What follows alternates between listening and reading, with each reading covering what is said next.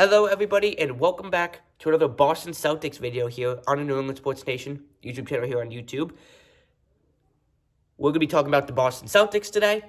We're going to be talking about the playoffs. I actually just did a video pretty much about this. This is like a part 2 version and just talking about new stuff for this upcoming playoffs for the Boston Celtics. The last Boston Celtics video we made, we were talking about can the Celtics go back-to-back. That's pretty much this video. I just want to add a couple things because that video was kind of long. And I didn't feel like editing a very long video later. Because I recorded that video like at 11 o'clock at night. And I had college the next morning. So I didn't want to edit a long video on a school night. That's just... No, I don't want to do that. So, I'm making a part 2 to this video. So, if I do repeat the stuff I said in the first video, I'm sorry, because I kind of forgot what exactly I said in that whole video, because it was kind of long. Go check out the last Celtics video. It was titled, like, Boston Celtics are 2024 NBA champions. Can it be 2025? So, basically, this is like a part 2 version to this. I know we did talk about that there was going to be a lot more competition for the Celtics to try to go back-to-back because you have the Cavs. Even the Knicks are a good team once again, though the Knicks got eliminated before they played the Celtics last year. They got eliminated to the Pacers. And also you have the Thunder. And we talked about how the Western Conference was so stacked. And I can't say it enough. It is insane.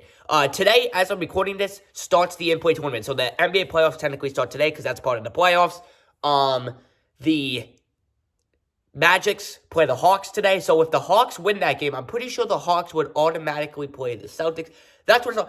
When I tried to look at the play-in tournament bracket, for me, it looks confusing. I don't know if it does to you guys, but it looks kind of confusing to me. But what I think, if I saw this correctly, if the Hawks win today, if they beat the Magics today, then I'm pretty sure the Hawks play the Celtics in the first round starting this Sunday. If the Magics win, I don't know who we play first then. I do know if the Hawks win, we play them, I'm pretty sure. If the Magics win, then it's going to be more complicated. So I think that is what's at stake tonight going into the first round from the play-in tournament.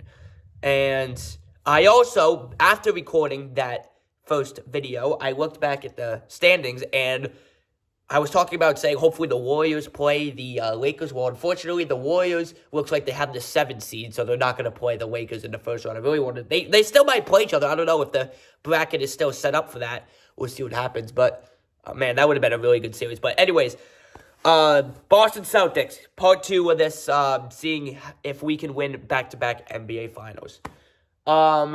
If you didn't watch the first video and you're watching this one, I did say...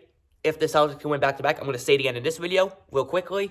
And I say the Boston Celtics can definitely win back-to-back finals. And there's 2 reasons why I'm saying that. I said this in the last video. 1, just because I'm a Boston Celtics fan, obviously.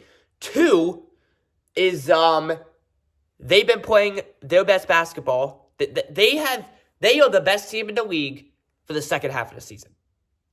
They were 10 games back from the Cavs. Like a couple months ago, and they finished 3 games back from the Cavs, and they had the Celtics were 64-18 last year. They finished 61-21. They have back-to-back 60-plus win regular season. Last time that happened was 08-09, so about, I don't know, 14, 15 years ago, if my math is correct. I don't know. So, yeah.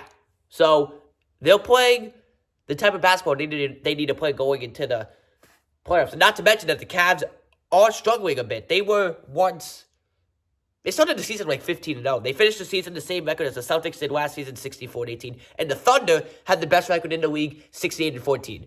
And as I said this at the end of the video, at the end of the last video, saying that my prediction is the Celtics-Thunders NBA Finals, Celtics win Game 7. That was my prediction. But I do want to talk about something that I did not talk about in the first video, and that is the Celtics seed itself. Because the Celtics clinched the 2 seed. So, why do I say there's more competition? So I said I said some reasons why there's more competition in the first video. I'm going to say some more reasons in this video, but it's going to be different than the first one starting now. So, the reason that I did not talk about in the first video that I'll talk about now is that the Celtics are the second seed this year and not the first seed. Obviously, that we all know. Which means that when you play the 1 seeds, you don't get the home court advantage. What that means is that if the Celtics play the Cavs in the Eastern Conference Finals, which could very well happen, the Celtics would have to play the first 2 games in Cleveland before going to Boston, unlike last year. Do I think that will affect the Celtics?